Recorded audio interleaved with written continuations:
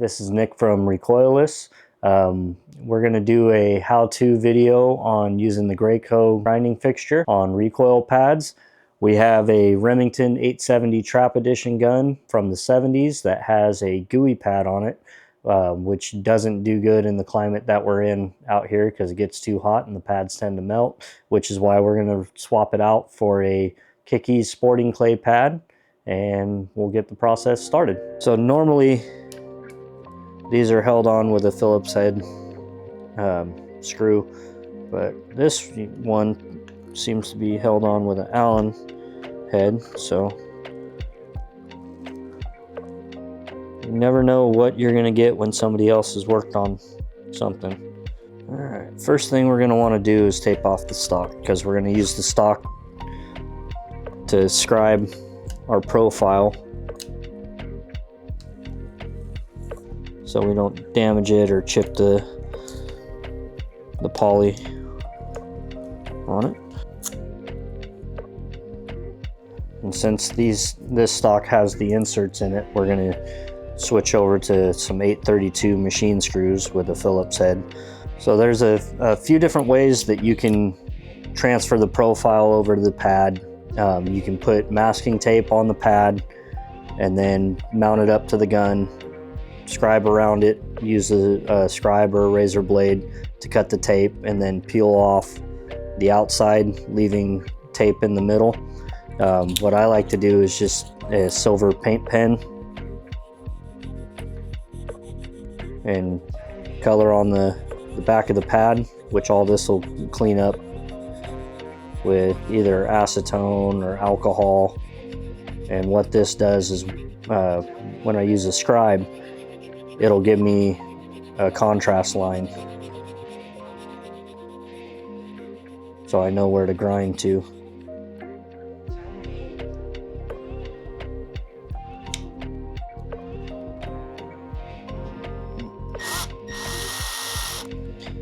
Alright, so now we're going to take our scribe, and the scribe has an angle cut on it, so we're trying to match that angle so we get that point as close to the stock as we can. That'll give us the best fit.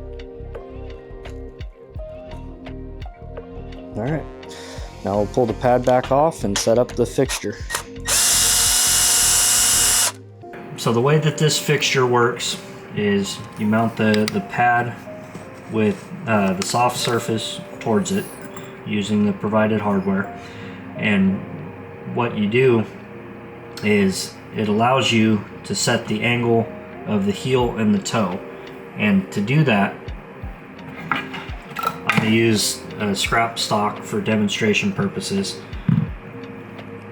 You set the stock on it, and what we're going to do is you want to tilt it until this is vertical, and you can do that either by using this style of square, setting it down on the surface and matching the gap from the stock to that. So when we put the pad on, it's going to allow us to grind the toe of the pad to match this line perfectly. And then for the heel, it's the exact same process without dropping your square.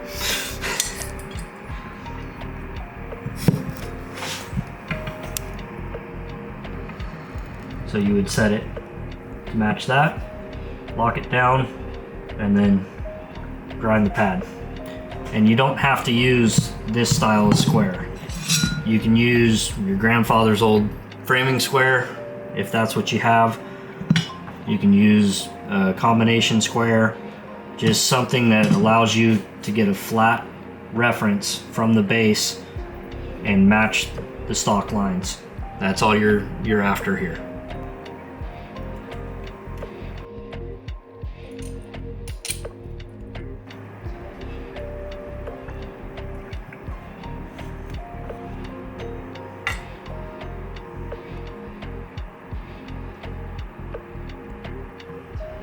So this is going to be the angle that we're going to grind for the toe.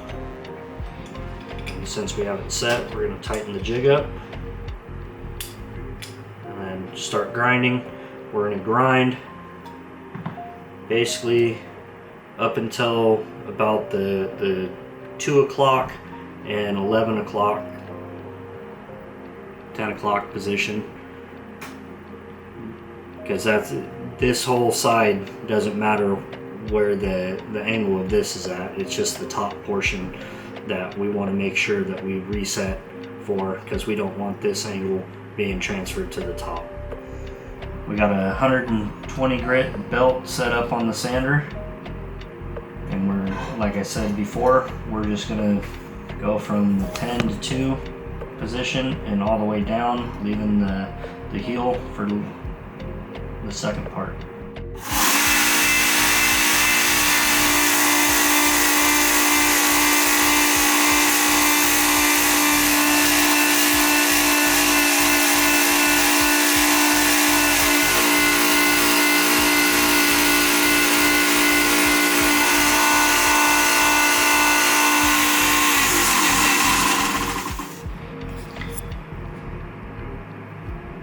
Alright, so as you can see, we left the line right up to it. We got a nice radius on the toe, and we left the heel portion. So from, like I said, the 2 to 10 position, we're going to change the position of the fixture and match the top of the stock now, and then we'll grind that and then check our fitment and then finish everything up, roll over our edges and give us that nice factory pad look. Since this is a Monte Carlo style stock, it's got a short run to make it look right. So we're gonna shoot the difference a little bit and match our gap. So you can see that the stock kind of dives down. So we're gonna try and continue this line. So as you can see, if we followed that top line and we did it flat, the pad would follow this and go upward, and it wouldn't look right. So we're trying to match this profile right here. So our pad's gonna have a little downward angle on it, but it's gonna give us the best aesthetic look.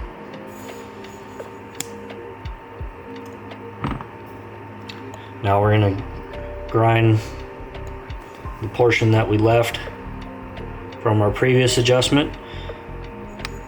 We'll take it off the fixture, finish the edges, and check our final fitment.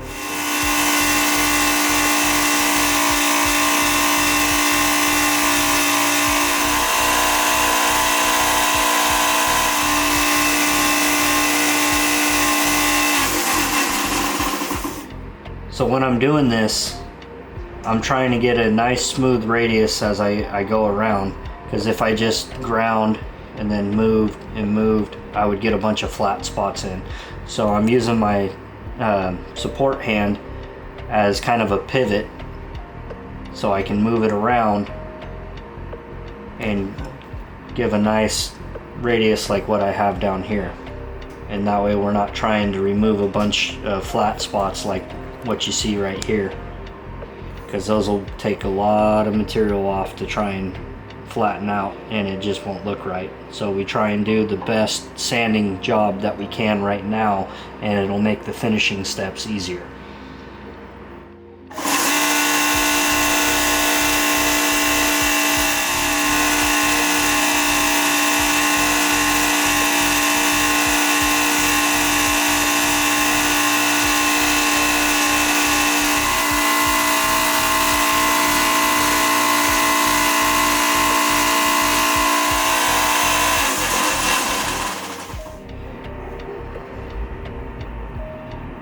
So we got a nice radius, no flat spots. We'll check our fitment on the gun real quick.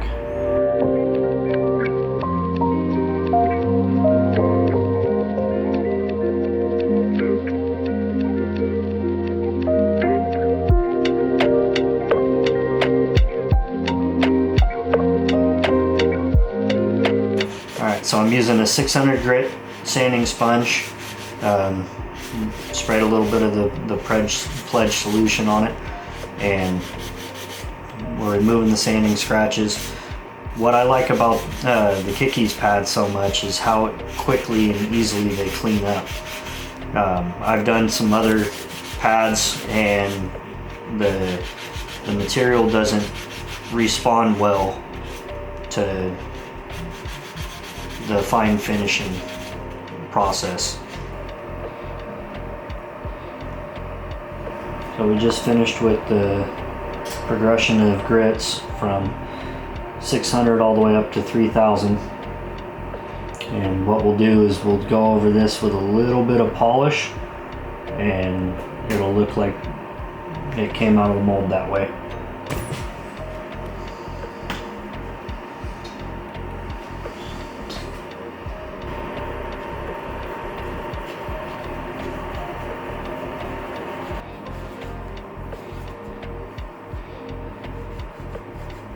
You can roll over the edges on the sander if you want, but the blending wheel I find gives you a little bit better of a finish. But you got to be careful with it because it will get away from you.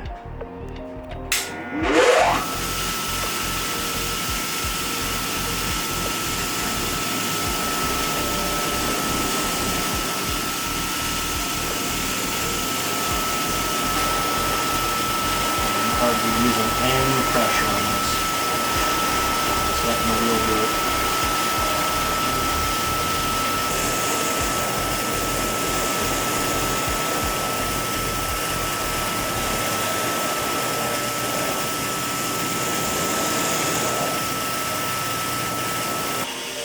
So now what I like to do is just go right back over it with the first 600 grit pad and just blend, because you'll get a little bit different texture between the sanded area and the blended area.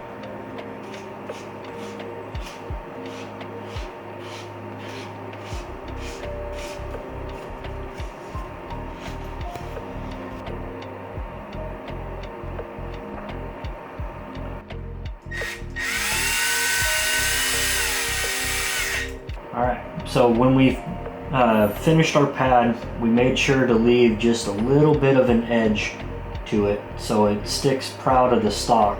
And the main benefit of that is it protects this corner edge of your stock, because that's the most delicate part. So if you bump it up against something, the recoil pad's going to take that impact versus the stock taking it. And then if you chip this protective coating, which on this one it's probably a lacquer due to the age of the gun. On the newer stuff they use polyurethanes and clear coats, but it'll still chip out, and once that happens you got to refinish the entire stock. So that's why we take a little bit of time right now and think ahead to make sure that the customer doesn't have those type of issues in the long run. On the right is our original pad that we replaced. On the left is our new Kick-Eez pad. This pad right here is what's referred to as a gooey pad. It's nice and soft. A lot of shooters like them because how much squish there is to it. The downside of it is this material will melt, will get sticky, and will attract everything it touches. This is lint from pulling it out of the case. If you use this on a hot day, it is going to be like roofing tar. It's going to stick to everything, which is where the Kick-Eez comes into play. You still get a lot of squish to it, helps with the recoil, but this pad will hold up way better than this gooey pad will. And this will be on the gun for years to come and thousands upon thousands of rounds.